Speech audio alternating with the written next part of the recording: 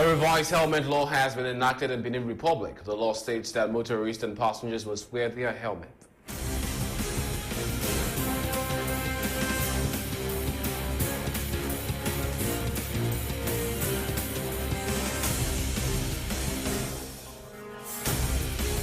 The leader of the opposition and current national executive secretary of the FCBE party had a meeting with its members on the 16th of November.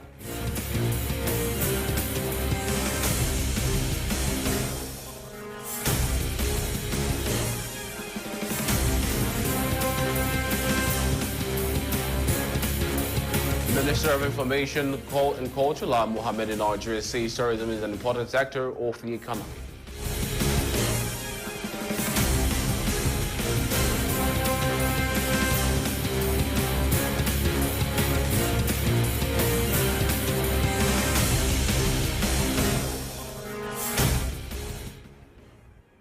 Well, hello and good afternoon to all tuning into Golfe TV Africa. Welcome to the 1 p.m. English News Edition. I'm Metohuey ADOGLO with my colleague Hazel. OGOIGBE. Very beautiful afternoon to you, Metohuey. How are you doing today? I'm fine, thank you. We kick off the edition with stories coming from the local territory. Now let's take the leader of the opposition and current national executive secretary of the FCBE party had a meeting with its members on November 16th. Paul Hungbe wants to motivate his people after their participation in the upcoming 2023 parliamentary elections has been confirmed by the National Electoral Commission. He emphasized on the need to ensure peaceful elections in the country and the importance to rely firmly on the youth to avoid what he calls the trap of tax clearance. He speaks in the following extract. Plusieurs ont chanté que FCBE n'irait pas aux élections.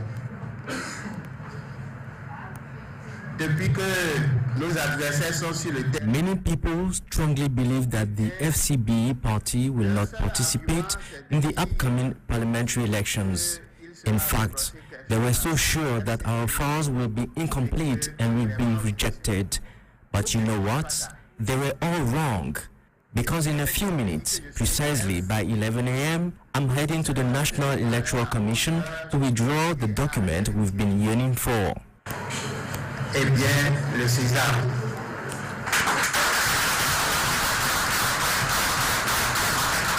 Je voudrais vraiment me féliciter pour ça, surtout d'être bien entouré et de pouvoir compter sur une équipe déterminée. I'm pleased with this outcome and I salute the efforts of every single one of you, especially my team, those who have been working with me since the beginning. Let's not forget that we are the main opposition party. A foreign press group have been spreading fake news concerning another opposition party being the main one. The only thing I have to say is that it's not from France that they will dictate whether we are from the opposition or not. Our people is the only one who has that right. C'est notre peuple qui désigne. Nous sommes chefs de file de l'opposition. FCBE est chef de file de l'opposition. We are the FCBE party and we are the opposition leader. Unfortunately, most of our fellow comrades from the opposition have mostly been talking without concrete actions. Meanwhile, we do the exact opposite. Eux, ils parlent beaucoup. Nous, on parle peu, mais on travaille. Le moment de moissonner est arrivé, eh bien, on leur dit, chantez, passez. Nous, on travaille et on va récolter. Nous avons accordé une place spéciale aux jeunes. Plus de 50%. Oui. Pour être réaliste. We firmly rely on the youths. Our ranks comprise 50% of them. And let's be frank, it is the only way to avoid the trap of tax clearance. We need to put an end to the old mindset, which states that only the old and experienced people can be part of our team. Those people have been in the system for years, and it is time for them to step down and let the youth rule as well. Toujours manger. Si c'est eux qu'il faut toujours positionner, nous n'allons pas nous en sortir. Et nous comptons beaucoup également sur les femmes. Beside them, we are also counting on the women of our party for a peaceful election because women have a maternal instinct. I'm a bit disappointed because all the opposition parties did not meet the criteria to attend the elections, because it is essential that we know precisely which one among us have the support of our people. La valeur, ce que nous représentons, ceux qui véritablement sont portés par le peuple, soient connus.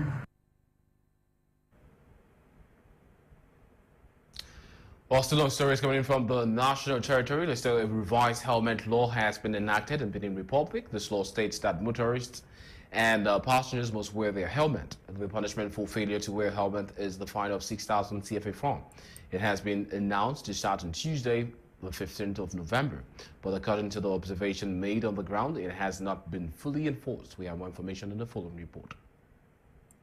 It is now mandatory for motorists and the passengers to wear a helmet in Benin Republic. This law is not a new law and it has been in existence since 1972 and was recently reviewed by the Prefecture of the Littoral Department. This law was announced to be enacted starting from the 15th of November 2022. Now, observations were made in Cotonou and its environs, and it was observed that the decision was not respected by road users or motorcyclists, and they were not reprimanded yet.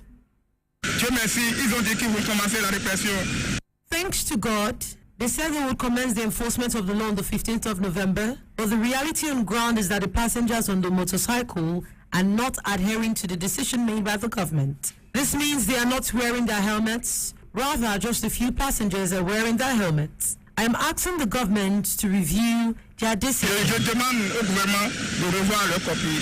Ils ont étudié, je sais que le gouvernement, même le gouvernement qui est de talent. They have studied the terrain. Thailand's government is equipped with intelligent officials. They are not foolish. Maybe they're studying the environment and they would employ other strategies to improve the enforcement of the law. I cannot say there was a communication gap on the part of the government on Benin Republic to its citizens. I saw some passengers that have purchased their helmets, although some have not purchased because they do not have the means to buy it. If not, I can't say there's a break in communication. The government took the necessary dispositions to announce it in almost all the televisions and radio stations. The announcement was made, and people are also complaining everywhere that things are not easy. Je crois que les gens ont su qu'il y a quelque chose comme ça. The decision is not praiseworthy. This is according to a motorcyclist. He says the decision is risky. Monsieur, sans vous mentir, cette décision n'est pas du tout salutaire. Without mincing words, this decision is not praiseworthy. For instance, motorcyclists that pick passengers that do not have their personal motorcycles, the motorcycle drivers would give a helmet to a passenger. Imagine the number of passengers commercial motorcyclists carry every day, and they would all be sharing one helmet. This act would make passengers susceptible to a lot of sicknesses and disease that could spread by the usage of a single helmet by all the passengers. The government needs to reevaluate the decision. Times are hard. There is no money in the country. Everyone is complaining. That is why I am not in agreement with the decision.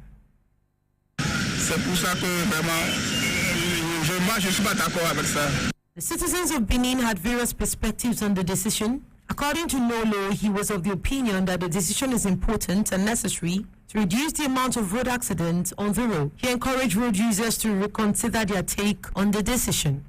Moi personnellement, j'envoie un message. Personally, I am sending a message to the populace. I recommend they apply the decision because it is a very good decision, and the decision is aimed at saving our lives, especially when the festivity periods is drawing closer. Last weekend I went to Wida and the road was terrible. I visited a hospital. Sadly, the amount of accidents that happen on the road is increasing every single day. I sincerely recommend that we need to respect the decision because it is for our own good and it is geared towards saving our lives. We are close to Christmas period. With everything happening on the road, it is normal. I salute the decision made by the government of Benin and that I beseech each and every one of us to respect the decision. Donc, il est normal que, et je salue cette décision de l'État, d'accord? Donc, il est normal que. According to the government of Benin Republic, it is thereby mandatory for passengers to wear a helmet, and if a passenger is guilty of flaunting the law, he will be arrested and will be made to pay a fine of 6,000 cefas.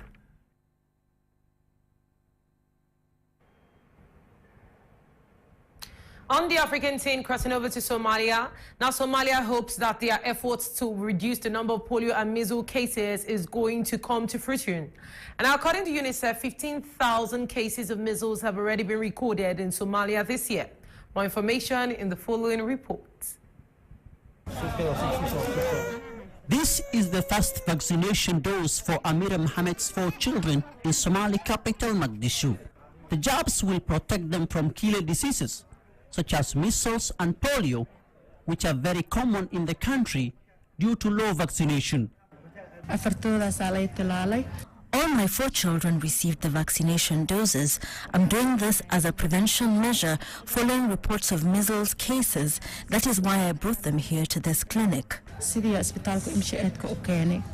With the help from World Health Organization and UN Children Agency UNICEF, more than 3 million Somali children are expected to receive the life-saving vaccines in the coming weeks. However, that needs an awareness campaign from the Somali health officials. We are calling upon parents to vaccinate their children and make sure those under the age of 5 years are fully vaccinated to save their lives by reducing risks and protecting them from diseases such as polio. Thousands of vaccinators will go house to house to ensure routine immunization of children. UNICEF says more than 15,000 cases of measles was detected in Somalia this year alone. That is why regular campaigns like this one is very important to prevent more cases among the children. So far, we have vaccinated 1.3 million children, and now this campaign is going to target all the children under 5, around 2.8 million children. And in terms of the role of UNICEF, UNICEF worked very closely with the government at both federal and the states level, and so far UNICEF has provided more than 5 million measles and polio doses of vaccine, and also UNICEF provided more than 3 million doses of vitamin A and deworming tablets. Stakeholders believe recurrent conditions such as drought and looming famine, which result displacement, are partially contributing to low vaccination rate.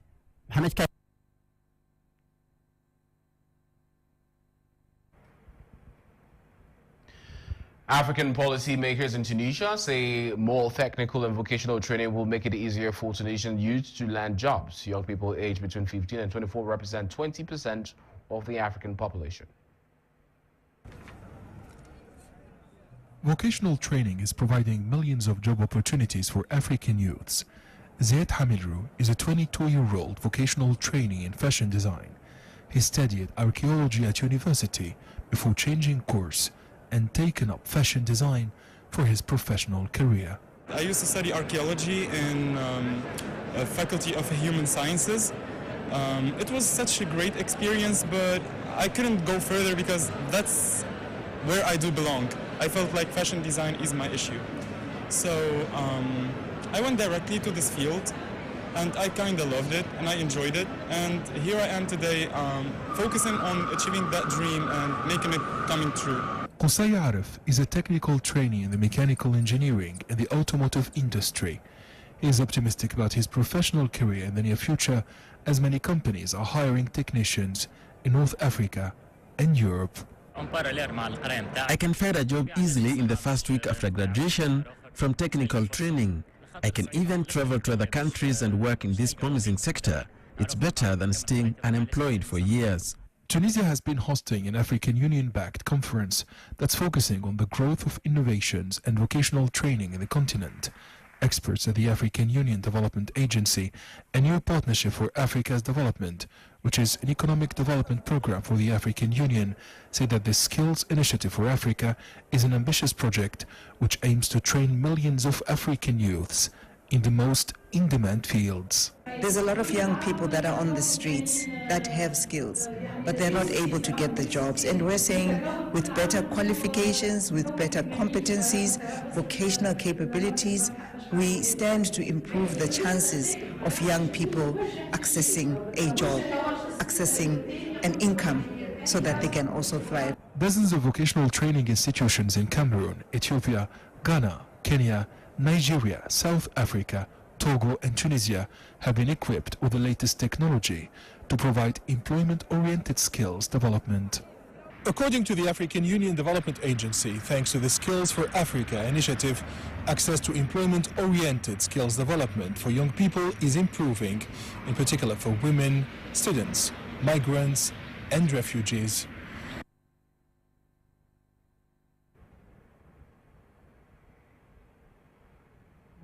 Crossing over to Ghana, Ghana is experiencing severe inflation and the continual depreciation of the country's currency called the Ghana cedis. Now, this is against the US dollars and is beginning to impact the real estate sector. Now, experts warn that real estate developers will soon begin increasing the prices of their properties to cover the increasing expense of importing building materials. More information in the following reports. Gideon Kwafo has been building homes in Accra for almost 10 years. He says the hike in the cost of construction materials this year has taken its toll on his business. Most clients are deciding to hold on to their projects until some of the prices are stabilized, and of which we are not too certain how long it's going to take. But with regards to some of them, they are anticipating somewhere next year. Ghana's economy is reeling under high inflation at 40%. The cost of a 50-kilogram bag of cement has jumped from $3 last year to nearly $7 this year. A ton of iron rods was sold at $400 last year. It now costs more than $600. Suppliers of construction materials say the cost of iron rods is likely to shoot up even higher if Ghana's currency, the cedi, weakens further against the US dollar. And that could mean slow trade at this market, which has already suffered due to rising prices. Real estate developers say they can't keep up with the hike in the cost of materials, so they've been forced to lay off staff. Most of the workers are now home. They'll be calling you day in, day out. Boss, engineer, is there no work for us to do? And they also have families to feed. But then this thing is really affecting us a lot.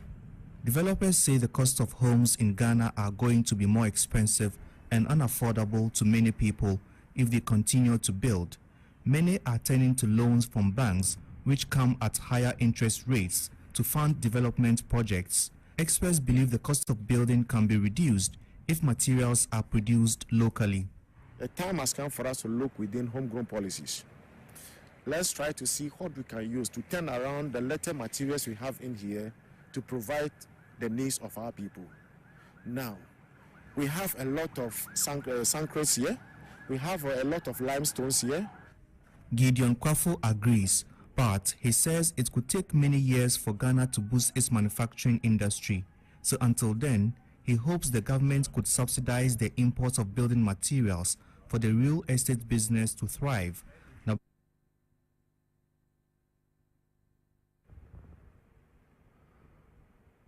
Well, calling in from Accra, Ghana, our correspondent Winfred Menohuey Samara speaking on the topic of termination appointment of the Ghanaian finance minister at the office of the president. Let's have a watch. Samara speaking to the topic of the termination appointment of the Ghanaian finance minister at the office of the president. Hello, Winfred. Thank you for joining us. Good morning, Metohuey, ADOGLO, and glad for having me on Golfe TV Africa. Now, we're just going to go into this real quick. Now, which wind is blowing in Ghana under Ghanaian Ministry of Finance right now?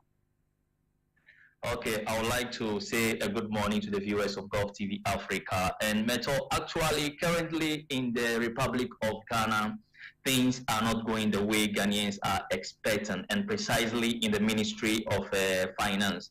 You can remember that some few weeks ago, the Ghanaians poured out on the streets of Accra to demonstrate, to decry the economic situation of the country. And in the course of that demonstration, they were calling for the resignation of the finance minister and the finance minister at the presidency, who is in person of Charles Edu-Boahim. So after that demonstration, Ghanaians were expecting something to happen, and from that particular moment till somewhere down this weekend, they had nothing from the president.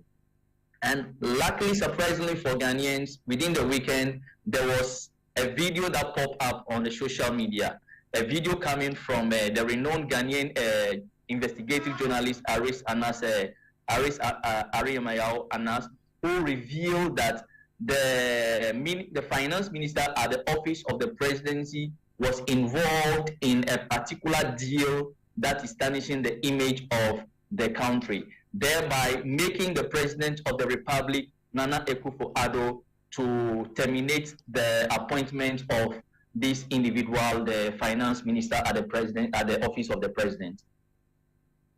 Now, why has it come to this? By that, I mean the termination of the appointment of Charles Adu Bohan. Okay, the thing is, Anas Arimayao Anas, with his team, the Tiger Eye Pie, conducted an investigation in 2018.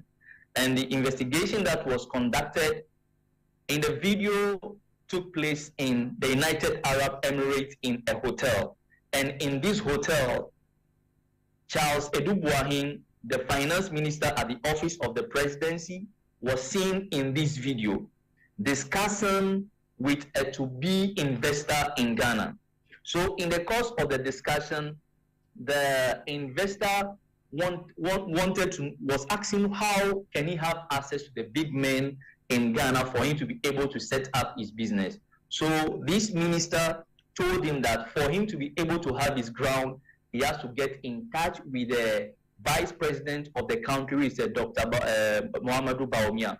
And according to the finance minister at the office of the presidency, for him to be able to have access to the vice president, he has to pay some amount of money, which is how much? $200,000. And after the payment of this amount, for him to be able to have things done easily, when the investor sets up his company, he should be able to find a room by employing some relatives of the vice president in his company. So if the investor does this thing, he'll be able to set up his company in the country easily. So this video that came up triggered things in the NPP government, making Nana Akufo-Addo, the president of Ghana, who was at that time was in Egypt for the COP meeting, called on his head of communication to draft a letter of resignation for the finance minister at the office of the presidency, that is Charles Adu Bohan. That is why that led to his termination of appointment. Now, the name of the vice president was cited in the expose. What is his reaction? What has his reaction been so far? Yeah, when the video popped up on social media, it got to the notice of the vice president. And immediately the vice president heard of this. The vice president came up with a write-up to clear his name. So I'll read out what the vice president wrote. The vice president said, "My attention has been drawn to a video by Anas Arimayao Anas as posted in his social media handles showing the Minister of State for Finance, Mr. Charles Adu Bohan, apparently using my name inter alia to peddle influence and collect money from supposed investors. I would like to state that if what the minister is alleged to have said is accurately captured in the video, then his position as a minister of state is untenable. It should be dismissed summarily and investigated. I am not aware of any such meeting held by Mr. Adu Bohan or supposed appearance fee. My most cherished asset in life is my dignity, is my integrity, and I will not allow anyone to use my name to engage in corrupt activities." So that is the stand of the vice president. The vice president came out clearly to say that he knows nothing about what was shown in the video. So according to the vice president, he has nothing to do with that. And another interesting information from the side of the vice president is that his economic advisor, who is also his spokesperson in name of Dr. Gideon Buaku, this year 2022, he was contacted by the Anas team to ask if an investor wants to invest in Ghana and wants to meet the president. It wants to meet the vice president. Is that individual supposed to pay some fees to the vice president? And according to the spokesperson of the vice president, he said to the best of his knowledge, and the kind of person he knows the vice president to be, the vice president does not require anything.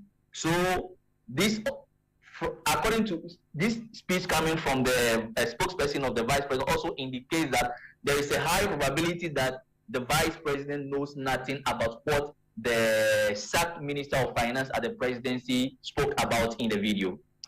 Wow. Now, how does this work? And how does the work of the investigative journalist Anas paint Ghana before the foreign investors?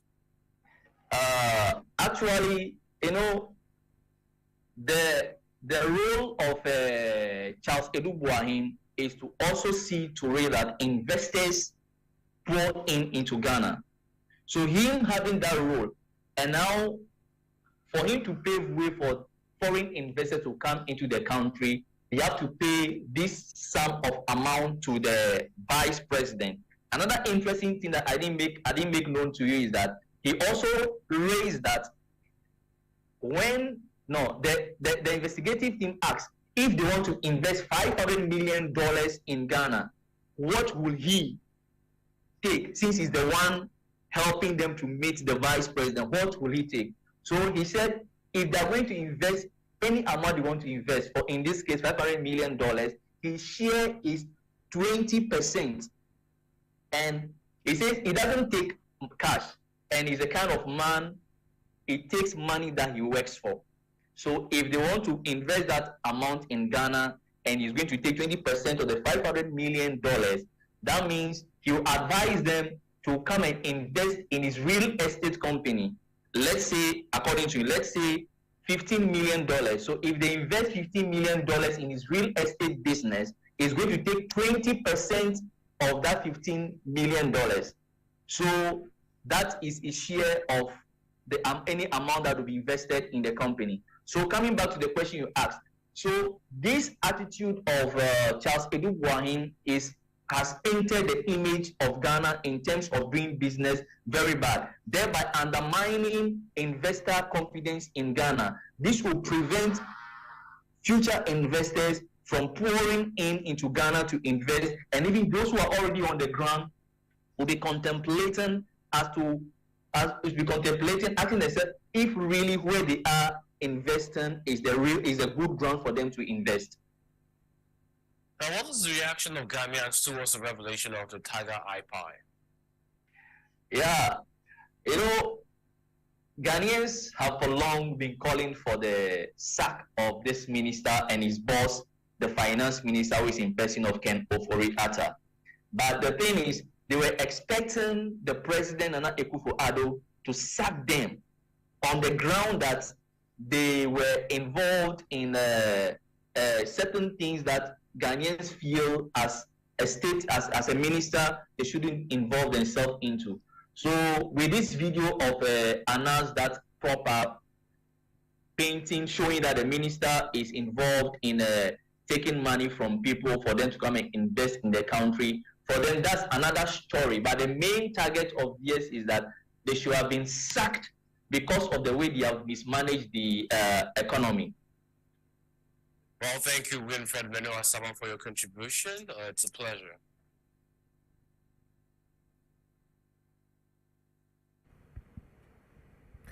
Away from that, the Minister of Information and Culture in Nigeria, Lai Mohammed, says tourism is an important sector of the economy as it has the potential to boost trade, hospitality, transportation, as well as agriculture, among others. Now, the minister made this known at the ongoing United Nations World Tourism Organization conference at the National Theatre, Lagos. To this effect, the Nigerian Minister of Culture has called for a synergy between tourism, culture, and the creative industry. As one of the largest and fastest growing economic sectors in the world, tourism has recorded a significant growth for decades and accounts for 7% of global trade prior to the COVID-19 pandemic. To further harness the potentials of the sector, the United Nations World Tourism Organization has decided to organize a global conference on linking tourism, culture, and the creative industry. Question really of the issue is, how do we balance the environment on the one hand with the necessity of traveling? That is why one of the most important objectives of the UNWTO is actually to encourage and promote sustainable and responsible tourism.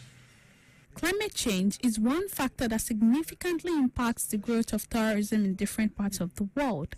Speaking further on the relationship between tourism and climate, peace, culture, as well as empowerment, the Minister of Information and Culture, Lai Mohammed, advocates a balance between tackling climate crises and enhancing global tourism.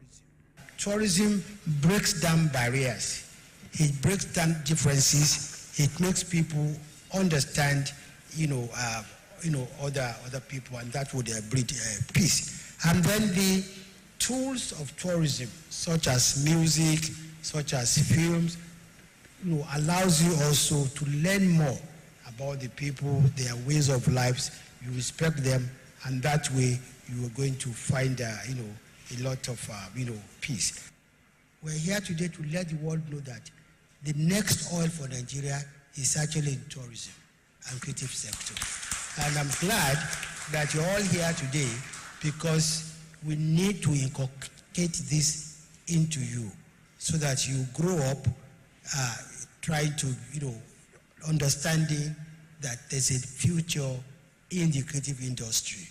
The minister called for collaborations from private and public sectors to advance the cause of tourism. According to him, this will break barriers among various people and further promote global peace. On his part, the Director General of the organization assured of collaborations with nations to promote tourism in the world. He says implementation of effective policies and mechanisms will better link tourism to culture and the creative industries, which ripple effect will create wealth for nations. We want and we are here again to promote and to support new projects you have here in country, but to make them successful and successful worldwide. So it's very important, this kind of skills, this kind of knowledge, and again, we are going back to education. These projects need to be pitched, to be supported, to be internationalized, and that's why we are here, and we will continue the series to support youth and startups from Nigeria. Organizers thereafter charged the participants to seize the opportunity of the conference to discover actual and potential investment opportunities as well as human capacity development, in addition to sharing best practices on how to move the sectors forward. Abisola Adebayo, TV 360 News.